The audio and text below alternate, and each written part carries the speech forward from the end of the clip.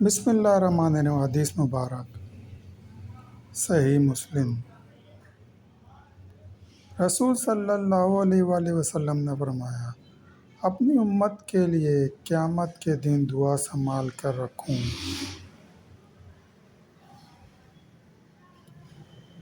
حضرت ابو ہریرہ رضی اللہ تعالیٰ عنہ سے روایت ہے کہ رسول صلی اللہ علیہ وآلہ وسلم نے فرمایا کہ ہر نبی کے لیے ایک دعا ہوتی ہے جسے وہ مانگتا ہے، اللہ کی بارگاہ میں وہ یقیناً دعا قبول ہوتی ہے۔ تو میں چاہتا ہوں کہ میں اپنی دعا کو قیامت کے دن اپنی امت کی شفاعت کے لیے سنبھال کر رکھوں۔ صحیح مسلم۔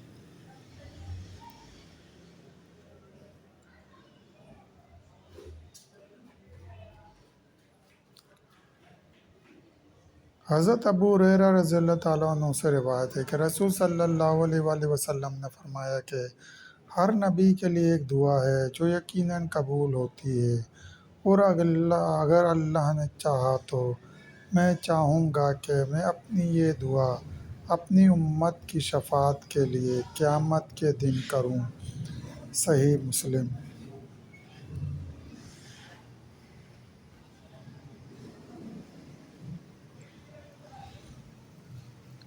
حضرت ابو ہریرہ رضی اللہ تعالیٰ عنہ سے روایت ہے کہ رسول صلی اللہ علیہ وآلہ وسلم نے فرمایا کہ ہر نبی کے لیے ایک دعا ہوتی ہے جو ضرور قبول کی جاتی ہے۔ تو ہر نبی نے جلدی کی کہ اپنی اس دعا کو دنیا ہی میں مانگ لیا ہے، اور میں نے اپنی دعا کو قیامت کے دن اپنی امت کی شفاعت کے لیے سنبھال کر رکھا ہے، اور اگر اللہ نے چاہا تو میری شفاعت میری امت کے ہر اس شخص کے لیے ہوگی جو اس حال میں مر گیا کہ اس نے اللہ کے ساتھ کسی کو شریک نہ ٹھہرایا ہو۔ صحیح مسلم۔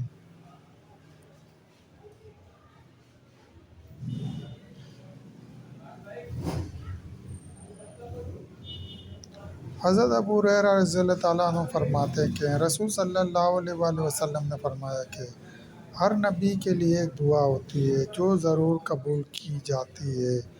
جب بھی وہ اپنی امت کے لیے اس دعا کو مانگتا ہے تو اسے وہ دیا جاتا ہے، اور میں نے اپنی دعا قیامت کے دن اپنی امت کی شفاعت کے لیے سنبھال رکھی ہے۔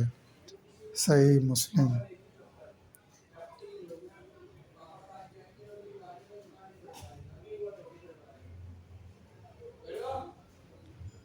حضرت ابو ہریرہ رضی اللہ تعالیٰ عنہ فرماتے ہیں کہ رسول صلی اللہ علیہ وآلہ وسلم نے فرمایا کہ ہر نبی کے لیے ایک دعا ہوتی ہے جسے وہ اپنی امت کے حق میں مانگتا ہے تو اس کی وہ دعا قبول کی جاتی ہے، اور میں چاہتا ہوں کہ اگر اللہ نے چاہا تو میں اپنی دعا کو قیامت کے دن تک اپنی امت کی شفاعت کے لیے مؤخر کر دوں۔ صحیح مسلم۔ دوستو، سلسلہ بھی جاری ہے۔ مزید حدیث مبارکہ سننے کے لیے چینل کو سبسکرائب کریں اور گھنٹی کے نشان کو لازمی پریس کریں۔ لائک کریں، شیئر کریں۔ دوستوں کو دیکھنے کا شکریہ۔